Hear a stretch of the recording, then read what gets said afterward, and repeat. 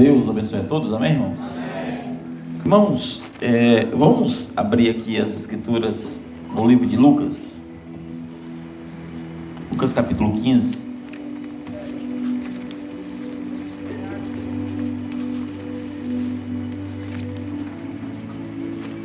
Lucas capítulo 15. Sejam todos bem-vindos, que a graça de Deus abençoe todos aqui, amém? Deus é muito bom, Deus é bom, irmãos, é só a graça dele, só a graça dele pode realmente nos abençoar, é isso. Hoje é dia dos pais, e a Bíblia diz, compara os pais e diz que assim como o pai cuida dos filhos, assim Deus honra, cuida, guarda os seus filhos, amém? Mas hoje eu quero ler o capítulo 15, do versículo 11, amém? Vamos ler o versículo 11 do capítulo 15. Se Deus permitir, vamos falar sobre os 4 estágios da paternidade, amém?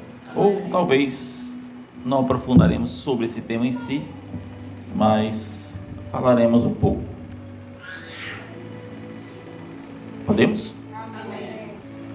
Um certo homem tinha 2 filhos. O mais moço deles disse ao pai: Pai, dá-me da parte dos bens que me pertence. E ele repartiu por eles a fazenda. E poucos dias depois, o filho mais novo, ajuntando tudo, partiu para uma terra longínqua e ali desperdiçou os seus bens, vivendo dissolutamente. E havendo ele gastado tudo, houve naquela terra uma grande fome e começou a padecer necessidades. Chegou-se um dos cidadãos daquela terra, o qual mandou para os seus campos a apacentar porcos, e desejava encher o seu estômago com as bolotas que os porcos comiam, e ninguém lhe dava nada. E tornando em si, disse: Quantos empregados de meu pai têm abundância de pão, e eu aqui pereço de fome? Levantar-me-ei, irei ter com ele, ou com meu pai, e dir-lhe-ei: Pai, pequei contra o céu e perante a ti, já não sou digno de ser chamado teu filho. Faze-me como um dos teus empregados. E levantando-se, foi para o seu pai. E, quando ainda estava longe, viu o seu pai, e moveu-se de íntima compaixão, e correndo lançou-se ao seu pescoço e o beijou. E o filho disse: Pai, pequei contra o céu e perante a ti, e já não sou digno de ser chamado teu filho. Mas o pai disse aos seus servos: Trazei depressa a melhor roupa e vestilho, e pondo-lhe um anel na mão e sandálias nos pés. E trazei o bezerro cevado e matai-o, e comamos e nos alegramos, porque este filho estava morto e reviveu, tinha-se perdido e foi achado. E começaram a alegrar-se. Senhor Deus, que a tua graça se manifesta sobre cada um de nós. Te glorificamos, te exaltamos e pedimos a tua direção para aqui falar conosco. Obrigado por tudo, no nome do Senhor Jesus. Amém. Amém, meus irmãos?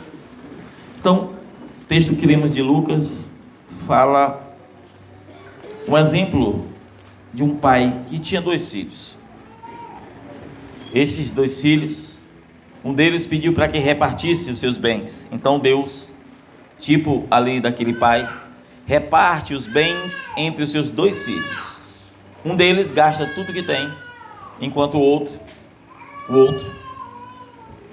também recebe, porque a Bíblia diz que ele se repartiu de forma com que ambos adquirem. Então, aquele filho foi para uma terra longínqua, gastou tudo o que tinha, e ao gastar tudo que tinha, descobriu da pior forma possível que ninguém dá nada para ninguém, e que ele desejava comer as bolotas dos porcos, porque justamente ninguém lhe dava nada. E então a Bíblia diz que aquele homem, caindo na sua consciência, ele examinou o seu coração, examinou o que é estar na casa do pai, e disse: meu pai, até mesmo os empregados do meu pai comem fartamente, e eu aqui passando fome.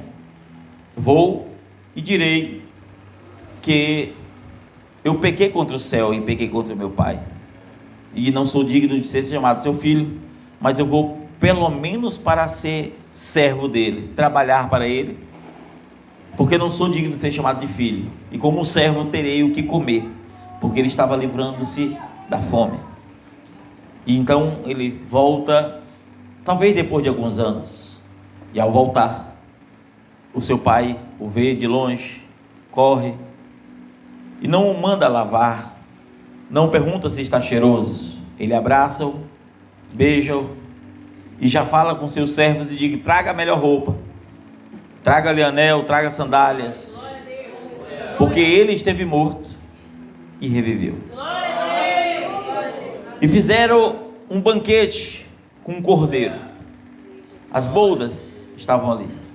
E a parte que eu não li, fala que o outro filho disse: pai, tu está gastando o que tens com ele?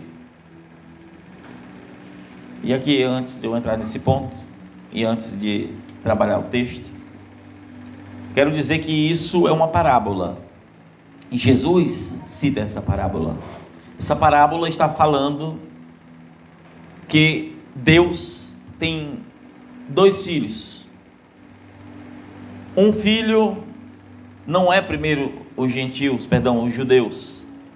O filho mais insensato são os gentios, aqueles que receberam a promessa abraâmica e que tinham tudo em suas mãos, aqueles que sempre tiveram na presença do rei.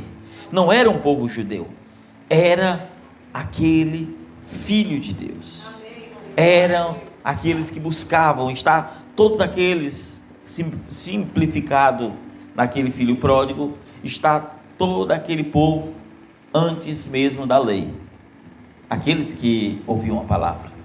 Mas eles deixaram tudo, pegaram tudo aquilo que tinham conquistado e foram para distante, assim como o povo deixou Deus. E nós sabemos que o povo foi para o Egito, e lá ficaram cativos por 400 anos. E ali, estando cativo, perdendo tudo, tiveram que ser encontrados pelo Pai mais uma vez. Mas eu não quero aqui continuar a tipificação, porque eu quero seguir no tema dessa noite. Mas tudo isso tem um valor tipológico, porque é uma parábola.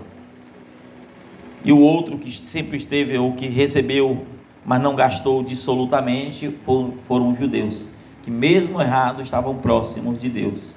Não foram para longe no sentido de não voltarem, sempre estava debaixo da vara da correção do Pai. Aqui nós podemos extrair algumas questões, 4 tipos de estágios de um pai. Primeiro, como um cuidador. O cuidador, você sabe, quando você tem um filho, na primeira fase, você cuida, você dá tudo para ele, você tem que segurar em sua mão porque ele não sabe andar, você tem que dar comida em sua boca porque ele não sabe comer, você tem que dar água para ele porque ele não sabe beber. Este é o novo convertido, aonde Deus te pega pela mão naquele primeiro amor, e Ele coloca tudo para você. Vem o poder, vem a unção, vem o desejo, vem tudo com tanto vigor. É o pai cuidadoso. Depois entra o estágio do pai, que é o treinador. E o mundo é onde somos treinados, forjados. E então o pai começa a ensinar e dizer: filho, quando você for para a escola, cuidados. Até de exemplo simples, hoje você diz: olha filha, cuidado, se algum professor ou uma professora querer te levar no banheiro, se alguém te tocar, avise. Se algo acontecer, meu filho, fale. E você começa a treinar o seu filho a comunicação, a participar das coisas que acontecem. um convite que alguém faz e diz: olha, vamos usar droga. E então você, como treinador, vai treinar aquela condição e aquela situação antes que aquele mal chegue. E você diz: no dia que alguém te oferecer droga, me diga.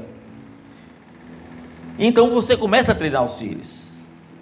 Um dia, lembro que meus filhos ainda bem menor, eu disse: no dia que alguém chegar e dizer para você fazer tal coisa, se não vai mentir e dizer algo para mim, com medo de vocês apanharem, não se preocupem, vocês não vão apanhar por isso. Sempre me digam.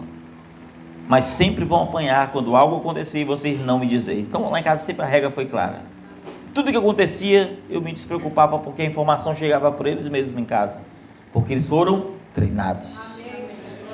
A segunda etapa é justamente o pai treinador, que ensina o seu filho a passar por algo antes que aquilo de fato aconteça, que ensine a como passar. Imagine, eu lembro que quando tinha 11 anos de idade mais ou menos, eu sempre lavava o cavalo nesse açude aqui, era menor, era mais circular e tudo mais, mas não sabia nadar. E então um dia, eu nunca esqueço disso, lavando esse cavalo aqui, eu fui botar o cavalo para nadar e escorreguei, mas não sabia nadar. Fui tentar pegar pela corda, o cavalo já estava saindo e eu fiquei. Então eu pensei, eu lembrei que alguns dias antes eu estava olhando os sapos, e aqui tinha sapo, tinha muito junco na época, e eu olhava como o sapo nadava assim, e o que me veio na mente foi o sapo. E eu peguei, segurei o ar e comecei a fazer assim, depois levantava um pouquinho, e cheguei na beira. Quando cheguei um pouco, pisava no chão e dava um impulso, e consegui escapar. Se eu houvesse sido treinado como nadar, eu teria técnicas melhores para passar aquilo que eu passei. Mas enquanto eu passei, talvez outros não passariam o que eu passei. Este é o treinamento de um bom pai. Ensinar os filhos a passarem por coisas que eles não imaginam que vão ter que passar. E assim, você vai passando na fase, e é como um pai, é como um policial. E o pai fica vigilante, o pai se torna autoritário, e os filhos vão crescendo e dizem: eu não quero isso na minha casa, eu não quero esse tipo de conversa. E então ele começa agora a agir de uma maneira mais dura, e então os filhos começam a ter temor. Então os filhos começam a entender o que é responsabilidade. Na fase de policial, a sua vida é o maior exemplo dos filhos. Eles vão olhar em você e vão viver o que você vive. Então, se você for mentiroso e ele souber que você é um mentiroso, não adianta dizer: meu filho não ande mentindo, porque ele sabe o pai que tem. Se você é de discussão na sua casa, é de briga, não adianta dizer que não quer ver seus filhos discutindo e brigando em casa, porque eles já aprenderam na sua casa. Então, o policial deve ser o exemplo. O policial é aquele que vive a lei para então exercer a lei em si e então no próximo. É aquele que a sua vida precisa ser exemplar de acordo com a lei, para que então ele possa cobrar a lei acerca dos outros.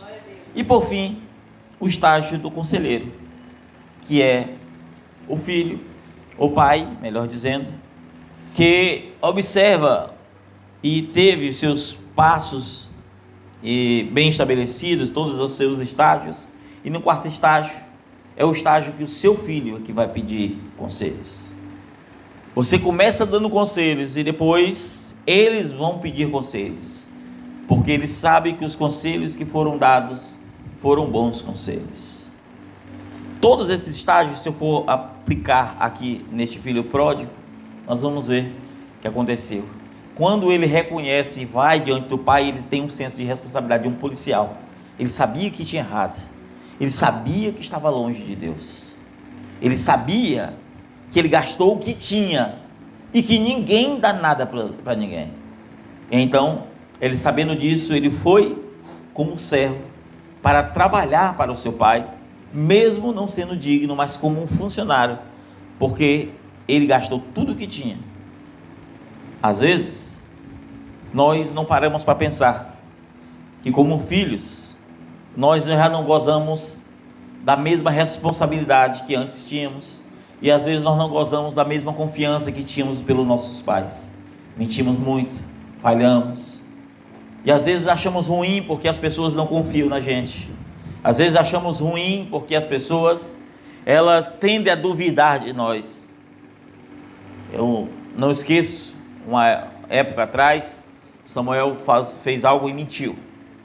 E eu, como diz o pessoal, o ditado, sou um macaco velho, e disse: você está mentindo. E nessa hora ele congelou. E passou-se o tempo.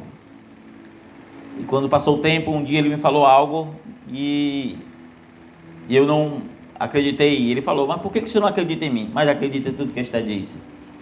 E muito tempo tinha passado. Então eu tinha dito para ele: porque ela nunca mentiu para mim. E você já. Confiança é isso. Não minta, não faça coisas erradas e você terá confiança. Amém. Minta e viva uma vida errada e você não terá confiança. É verdade. Ser pai não é só um cuidador, não é só um treinador e também não é só um policial, é um conselheiro. E quando você treina o seu filho, você já treina por uma fase à frente e você diz: olha, como conselheiro eu te darei bons conselhos, mas você pode seguir outro caminho, mas saiba que você vai... Porque, irmãos, eu sempre fui zeloso sobre questão de palavra, sempre fui. Esses dias mesmo, meu filho estava lendo o Novo Testamento, ele era para ler um capítulo, e esqueceu um dia, eu aumentei para 5, nunca mais esqueceu. Aí agora, 3 dias atrás, no máximo 4, ele estava lendo e disse: terminei, cheguei a Apocalipse. De novo, macaco velho. Eu disse: não deu tempo, você pulou algumas coisas. Foi algumas coisinhas. Eu disse: não faz sentido. Eu disse: fala a verdade. Ele disse: tremeu de novo. Eu disse: agora você vai ler 20 capítulos por dia e começa de Mateus de novo. E disse: sempre que faltar com a verdade, você vai sempre sofrer na vida. E eu ensino, treinando, que a mentira não compensa, que a pessoa que mente perde toda a credibilidade, e que nós, se nós não tivermos este papel de, não apenas de cuidador, não apenas de treinador, não apenas de policial, mas também conselheiro, porque não adianta eu pegava uma cinta e batia, está aqui, não adianta. Adianta desde que a pessoa entenda que a vida cobra, irmãos. A vida cobra, e ela cobra muito. Todo o treinamento que você pode dar para os filhos, tudo aquilo que você pode fazer ele passar, todas as dificuldades, que tem pai... e eu não vou tocar em mãe, porque hoje o assunto é de pais. Tem pai que não pode ver o filho pedir uma coisa, tudo dá para ele, tudo faz. E aí, no dia que falta, ele vai roubar. Porque você não ensinou o valor do não. Então, a vida da gente é assim. Você ensina, você instrui.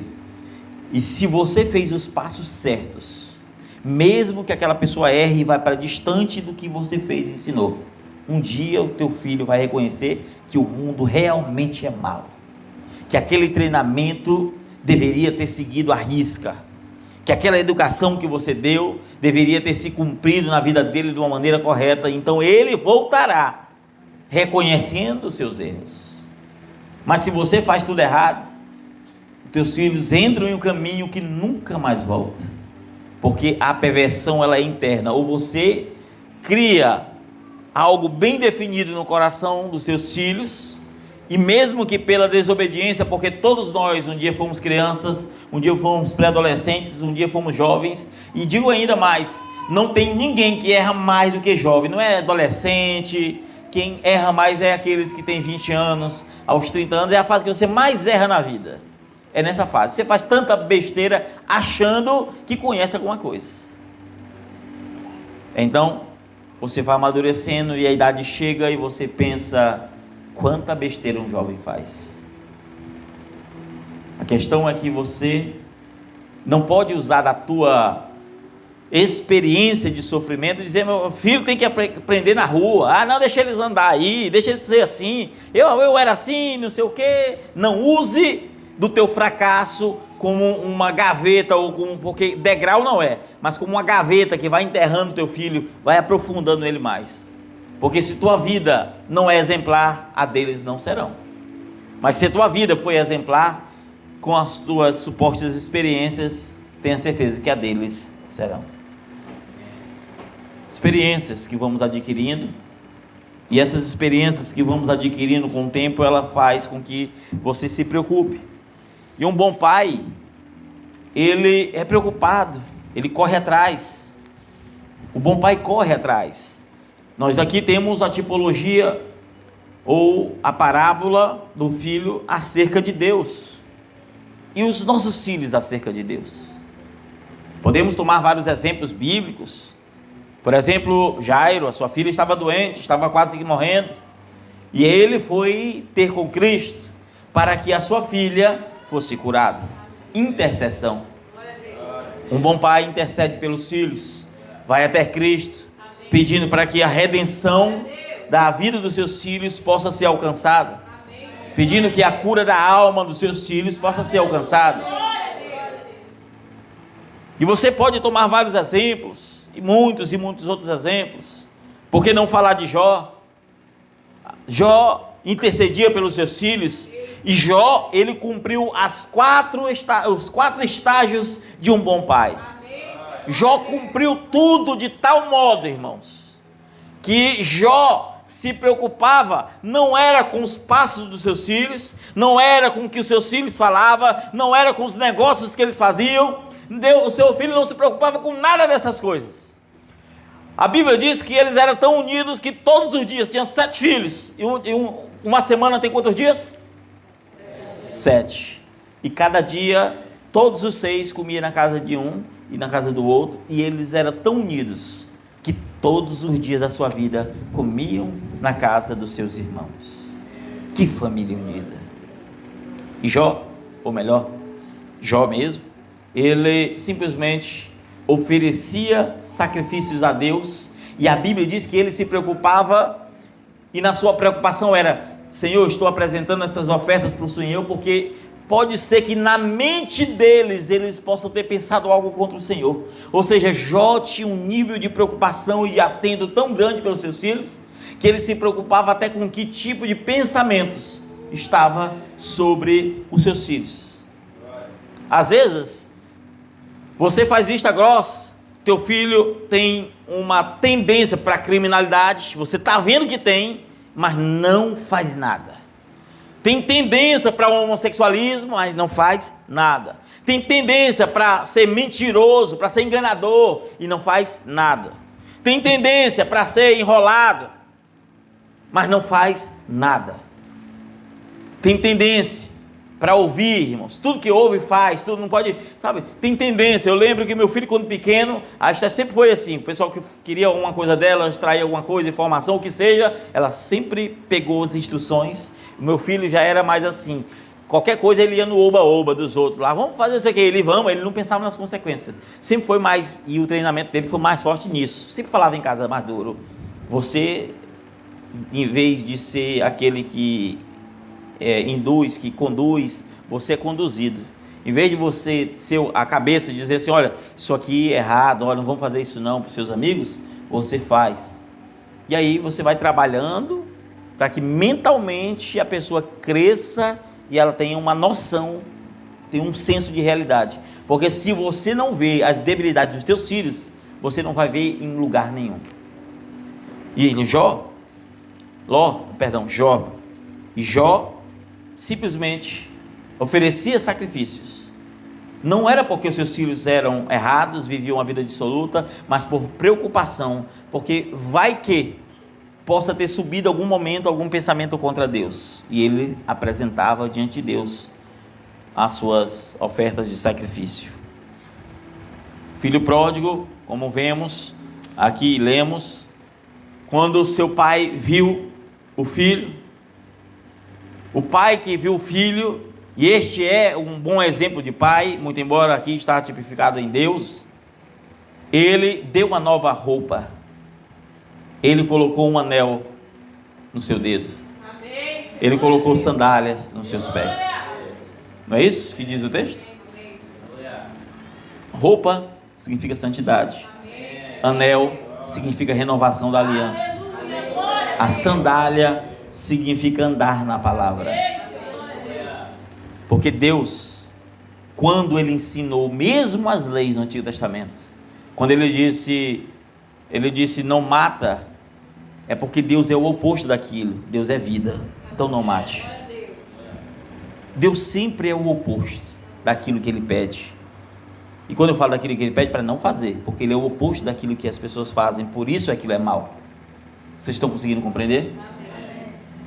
Santidade é justamente ser o oposto do mundo, para que você se iguale à vontade de Deus. Porque a lei, ela se resume em santidade. A lei se resume em santidade. Quando a Bíblia diz assim, não adulterarás, é porque Deus é fiel. Se Deus não fosse fiel, Ele não podia cobrar. Assim como um policial, se ele mesmo não observa qual é o padrão da lei, como ele exigirá dos outros? E assim, este bom pai. Mas por que não falar de Noé, que passou 120 anos depois da promessa de entrar na arca, a salvação para todos aqueles que ouviam, e ninguém ouviu a voz de Noé, mas a Bíblia diz que toda a sua família, 8 almas, contando com Noé, foram salvos. Então quem ouviu? A sua esposa, os seus filhos e as esposas dos seus filhos, os únicos que entraram na arca. Um bom pai, ele conduz os filhos para que não se percam, ainda que ninguém ouça, ainda que pareça antiquado. Assim como nos dias de hoje, falar de santidade, falar de zelo, falar de ser organizado, falar de princípios, falar de valores morais, falar de todas essas coisas parece antiquado. Era exatamente o que aconteceu nos dias de Noé, parecia antiquado demais, mas aquela era a perfeita palavra de Deus. E Jesus disse, assim como foi nos dias de Noé, assim também será na vinda do Filho do Homem. E hoje eu acredito que não há coisa pior do que crianças crescerem fora do ambiente da igreja. Evidentemente que existem igrejas e igrejas. Eu não quero aqui sair do ponto e falar de organizações religiosas, mas de fato há uma bagunça imensa. No entanto, ainda assim é melhor do que está no mundo. Ainda assim é melhor do que está no mundo. Amém? E se nós não tomarmos esses exemplos, nós vamos começar a falhar. Nós vamos começar a agir como Eli, foi um péssimo pai. Eli, ele cumpre o primeiro estágio, apenas o primeiro estágio, que é o de cuidador. E a partir daí, os 3 últimos estágios, ele não faz mais nada. Não foi o treinador, porque passou por cima de tudo aquilo que a própria lei ensina, tudo aquilo que a lei de Moisés ensina, Eli deixou com que os seus filhos passassem. Tudo aquilo, ele não era um policial, mesmo sendo sacerdote da igreja, fazia vista grossa, de tal modo que as mulheres se relacionavam sexualmente com os filhos dele dentro do próprio templo. E ele sabia e via o barulho, diz a palavra, e fazia vista grossa. Ele não era o conselheiro, porque via os seus filhos roubando das ofertas que eram para ser queimadas como perdão dos pecados, e simplesmente deixava. E então todos os seus filhos morreram, e a Bíblia nos mostra que Deus usou um profeta e falou com ele, que rejeitou não apenas ele, mas que extirpou da face da terra toda a sua família. Hoje não existe mais descendência daquele povo, quando eu falo do povo, da descendência de Eli. Não existe mais, quer seja por parte do pai, da mãe, foi extirpado da terra. Por quê? Porque ser pai é ter valor, é ter princípio. Você lembra de Jó? Ou melhor, Ló, agora é Ló. Você lembra de Ló? Ló simplesmente era um homem que aprendeu com Abraão. Sim, Ló, ele cumpre o primeiro estágio de um cuidador. Sim, Ló estava lá. Mas um dia, Ló decidiu se apartar de Abraão e foi para uma terra distante. E ao ele ir para uma terra distante, ele deveria, no mínimo, ser aqui um treinador e dizer: filho e filha, você neste lugar será atormentado e atormentada e terá tais coisas. E ele consegue, diferente de Eli, ele consegue o segundo estágio, que é o cuidador. Diz: filha, aqui a atividade sexual é grande. Filhas, aqui a coisa é diferente. Então, se alguém falar algo para você, cuidado, porque eles estão com mal intenção. Filha, e desse jeito, e desse, e de tal modo que a Bíblia diz que as suas filhas eram virgens. Mas ele era um treinador, mas ele não era um policial, porque a lei não funcionou nele. Ele foi para lá, ele foi para um lugar onde ninguém devia ir, ele foi para um lugar onde Deus estava destruindo, ele estava morando em um lugar onde Deus nunca mandou. Ele saiu e Deus permitiu com que ele saísse, Abraão, para uma terra que manasse leite e mel, não para Sodoma. Aqui nós vemos que ele não era o policial, portanto, ainda que ele fosse um treinador, falasse algo, o policial é aquilo que eu disse, é o exemplo. E se era o exemplo, elas deveriam copiar o exemplo.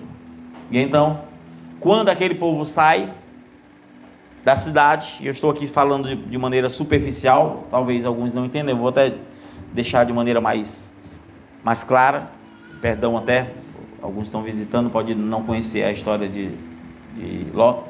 Deus envia um anjo, fala para Abraão e diz: Abraão, eu vou destruir a cidade, porque aquele povo é mau, aquele povo é ímpio. E Abraão diz: Senhor, mas se tiver gente santa lá, se tiver 50, ele diz: se tiver 50 não queimo, se tiver 30 não queimo, se tiver 20 não queimo. Abraão lutando para ver se tinha menos 10. Senhor, não fique zangado, mas se tiver 10, não tinha. Senhor, se tiver 5, não tinha. Então ele disse: não, Senhor, é porque o meu primo está lá. E aí Deus disse: por amor de ti, eu vou enviar esses anjos então para trazer eles. Ló era um homem que tinha aprendido com Abraão, mas ele não soube repassar da maneira em que deveria viver. Então os anjos aparecem na cidade. Os habitantes daquela cidade tentam ter relações íntimas com os próprios anjos, que estavam de forma encarnada. Não vou entender que é anjo com asa, ninguém sabia ali que eram anjos. E ali os anjos, o Ló bate na porta e diz: traga para cá, para fora, que nós vimos ali pessoas aqui, para que nós viemos conhecer. Vocês estão entendendo a linguagem? E então Ló diz: olha, não, eu tenho minhas 4 filhas aqui, minhas filhas, 2, né? Era 2? 2 filhas, e elas são virgens, e se vocês quiserem, tenha a relação com elas, mas deixe o anjo do Senhor aqui. E eles não queriam. Então os anjos fizeram com que houvesse grande luz, e eles ficaram cegos, e eles saíram. Havia uma ordenança: não olhe para trás. Mas a mulher de Ló estava com o coração no mundo. É quando você está em um lugar que se ensina a palavra, se prega a palavra, mas o seu coração ainda está olhando para trás. E ali ela virou uma estátua de sal. E então eles andaram, e por certo encostaram numa caverna, e então estavam cansados. Ló, talvez angustiado pela perda da sua esposa. E quando eu falo talvez, é por questões que a Bíblia não diz se é o motivo. No entanto, se formos realmente analisar, quem é que perde a esposa que não se lamenta? E então ele encosta numa caverna, toma do vinho, talvez para esquecer os problemas.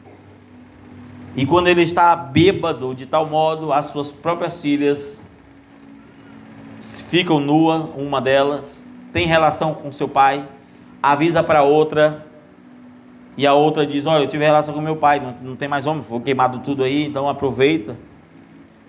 E ambas saíram de lá, tal quanto as mulheres que eram daquela cidade que havia sido queimada. Por quê? Justamente porque faltou um padrão educacional da maneira em que devia. Porque se houvesse um treinamento em um nível, ou até mesmo esse efeito policial, elas sabiam o que deviam fazer. Assim, Às vezes, nós pensamos que é o fim e começamos a fazer muita coisa que não devemos. Se nós não pararmos para analisar, irmãos, que ser pai, mesmo sendo a dádiva de Deus, haverá cobrança. Nós seremos cobrados pelos filhos que tivemos. Nós seremos cobrados pela educação que demos a eles. Nós seremos cobrados pelo tipo de educação que nossos filhos tivemos. Porque no dia do juízo, os nossos filhos ainda jovens, andando ainda com pequenos delitos, como aconteceu, e isso é algo real, aconteceu acho que em 1951, de um pai, de um filho que estava preso, foi condenado à pena de morte, e então pediram ele para que ele pudesse realizar o último desejo. Geralmente eles pedem comida, alguma coisa, e ele disse: eu quero escrever uma carta para minha mãe. E ele escreve uma carta e disse para sua mãe: se houvesse justiça de verdade, hoje a senhora estaria morrendo comigo, porque no dia em que caiu a carteira daquele rapaz e eu achei a carteira e você me ajudou a guardar, você me ajudou a ser o que eu sou hoje. No dia em que eu peguei a bicicleta do vizinho, escondi, e a senhora escondeu para que meu pai não soubesse, e eu brincava na bicicleta enquanto meu pai estava no trabalho, se existisse justiça de verdade, a senhora estaria sendo morta hoje comigo, porque eu sou o que a senhora me ajudou a ser. Ele estava lembrando do pai justo e lembrou de uma mãe que parecia que estava fazendo boas coisas, parecia que estava, olha, não, mas meu filho, isso é igual você esconder, em vez de você preparar, treinar os filhos, você esconde o problema dos filhos. Se souber isso, aquilo, outro, não, você tem que preparar.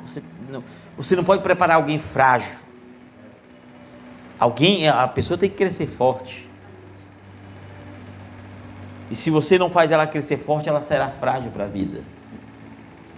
E assim, como não estaria o coração, como não esteve o coração daquela mãe ao ver a carta do próprio filho, a dor da perca do filho, mas uma dor maior ainda em saber que ela agora começa a se sentir culpada pela morte do filho, e que talvez ela nunca imaginou que ela que havia feito isso.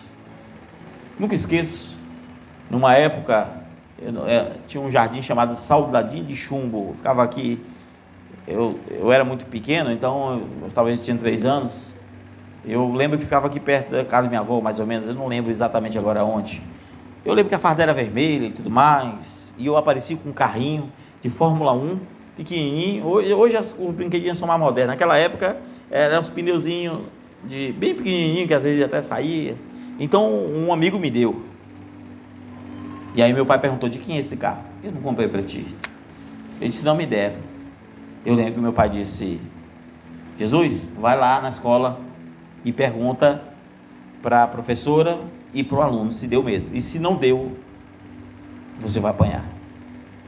E então perguntaram, e a criança disse: não, eu dei mesmo, eu dei. Perguntaram para a professora, e a professora nesse dia não sabia, e perguntou, e então disse que tinha dado. Depois perguntou para a mãe da própria criança, porque queria saber. E eu lembro que meu pai falou assim para minha mãe: disse, olha, um dia que um filho meu aparecer com qualquer coisa que nem eu nem você comprou, procure saber, porque eu não quero criar filho bandido em casa. Eu ouvi ele dizendo para ela, não falou para mim. Guardei aquilo. Eu tinha um primo que ele faleceu acho que uns 10 anos atrás, eu não posso falar o nome dele, mas ele foi para São Luís, e eu lembro que eu fui brincar e passei um dia na casa dele. Eu tinha talvez nessa época uns 10 anos de idade, então nós brincava de carteira de cigarro. Na época muita gente fumava, então a gente fazia as carteiras que era dinheiro, né? Botava chinela, naquela época de brincar de fazer o círculo, né? De chinela.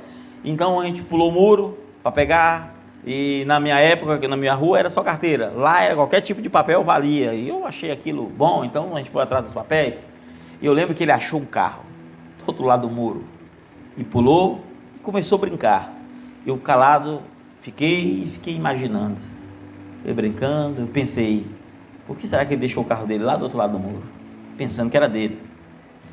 Então, eu vi ele brincando, o carro era grande, né? Eu era pequeno, então talvez o carro não seja tão grande, mas na época, para mim, era desse tamanho aqui o carro. E ele brincando com o carro, e eu olhando ele brincando. E eu tinha um carrinho pequenininho que ele tinha me dado para brincar, e eu brincando, e ele com um carro novo, bonito. E eu olhando aquilo, e a mãe perguntou, filho, de quem é esse carro? Esse é meu. Esse carro é meu. Ah, sim, eu nunca tinha visto esse carro. Eu pensei, sinceramente, talvez eu tinha só 10 anos, eu pensei, como a mãe não sabe que tipo de brinquedo compra ou não compra para o seu filho? Como que não sabe? E os anos passaram. E ele saiu daqui com uns 13, 14 anos de idade, 15 anos, já estava meio, uma vida um pouco mais... E foi para São Luís, e lá mataram ele. Mas antes dele ser morto, eu lembro que essa minha mesma tia foi visitar minha mãe, e eu perguntei, como é que está lá? Diz, meu filho, teu primo entrou na vida do crime, e está desse jeito, e já foi baleado, e aquilo outro. E a outra vez eu perguntei de novo, ela não soube, ele morreu no ano passado. Pegou 43 tiros ou foi 23 tiros? Algo assim que eu não lembro. Havia um ano que ele tinha morrido, na época que eu perguntei, uns 10 anos atrás. Você acha que quem participou disto? Como que você cria um filho em casa, está vendo que as coisas estão acontecendo e faz vista grossa? Foi o que aconteceu com os filhos de Eli. A Bíblia chamou os filhos de Eli filhos de Belial, filhos do demônio, irmãos. O filho do sacerdote foi chamado por Deus de filhos do demônio, porque viviam dissolutamente. Então, ser pai, o dia dos pais, hoje este culto, e eu sei que geralmente o dia dos pais é um dia muito alegre e tal, desculpe, mas eu preciso trazer para mim e para você esse senso do que é ser um pai. Assim como você, filho, que talvez, eu falo assim, eu não sei a vida de ninguém, mas talvez você ainda não tenha aquele exemplo na sua casa, ouça a pregação e não seja igual. Seja a diferença. Porque, irmãos, querendo ou não, nós precisamos ser melhores do que os nossos pais. Nós precisamos ser melhores do que os nossos pais. É um dever nosso trazer felicidade aos pais. Que quando teus pais estiverem envelhecendo e olhar para os seus filhos e dizer, rapaz, eu criei um homem de verdade, eu criei uma mulher de verdade. Eu não estou falando aqui a questão apenas financeira, olha aqui eu criei um filho de verdade porque é rico, não adianta nada disso. É bom ser rico, eu quero que todo mundo fique até milionário, não sou contra isso não, mas seja primeiro na alma, seja primeiro no coração. Então, são valores, cuidados, treine os seus filhos, seja um policial, seja exemplar na sua casa, saiba dar bons conselhos. Eu lembro que, está aqui minha esposa de testemunho, eu sempre, antes de ter filho, eu disse, no dia que você tiver filho, no dia que você falar alguma coisa, está falado. Mas no dia que eu falar alguma coisa, também está falado. Falou alguma coisa, meu menino vem aqui, papai, mamãe falou isso aqui, diz, sai do castigo, não. Ela falou, está falado. A mesma coisa, eu falei alguma coisa, tá, acabou.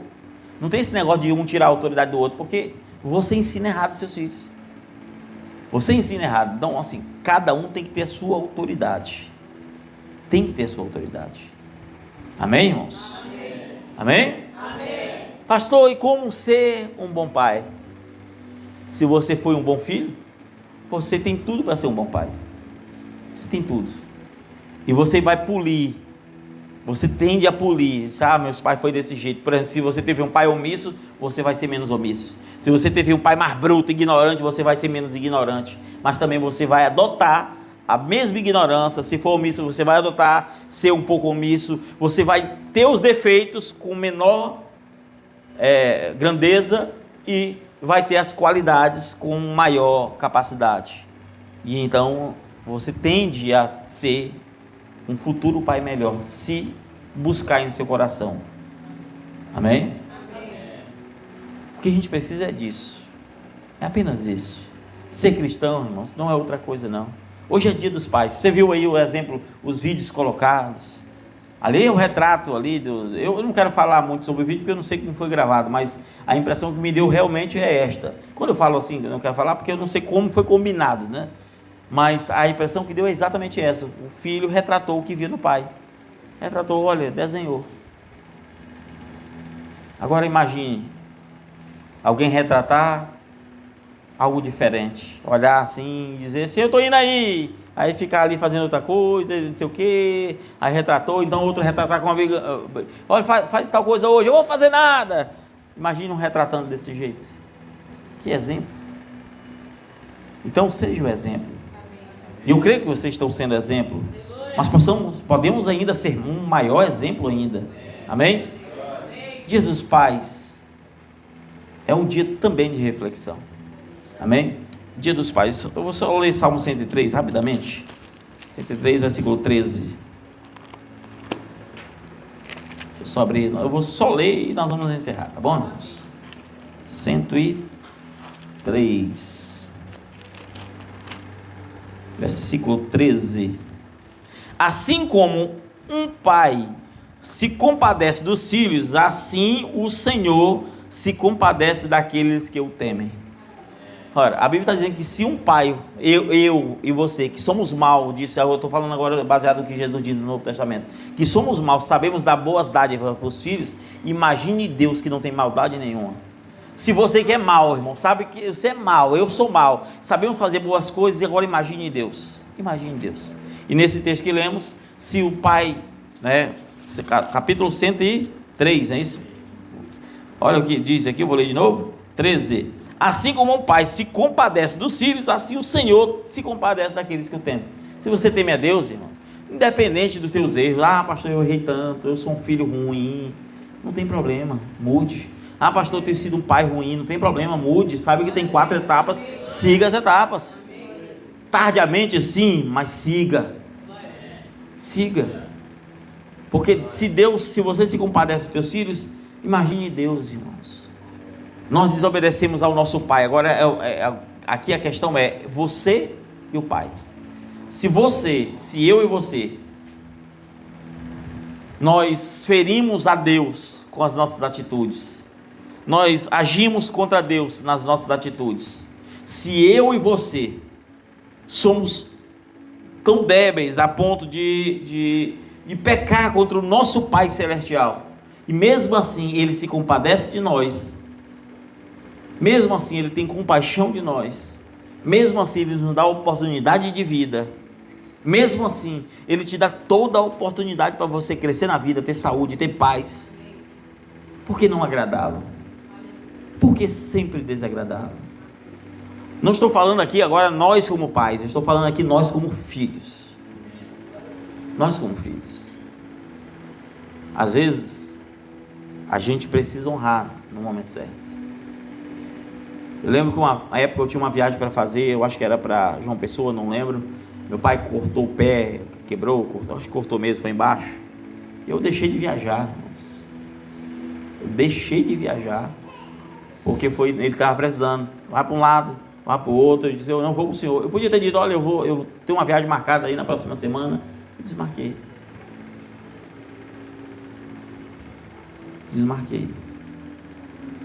Às vezes a gente não busca agradar a Deus. Deus precisa de nós, não no sentido de necessidade, porque Deus enquanto Deus não precisa de ninguém, mas Ele precisa da tua atuação para o reino de Deus. Ele precisa da tua vida exemplar para que a tua vida ganhe outras pessoas. E estas coisas agradam o Senhor. Amém? Essas coisas agradam o Senhor. Vamos fazer oração? Vamos orar, irmãos.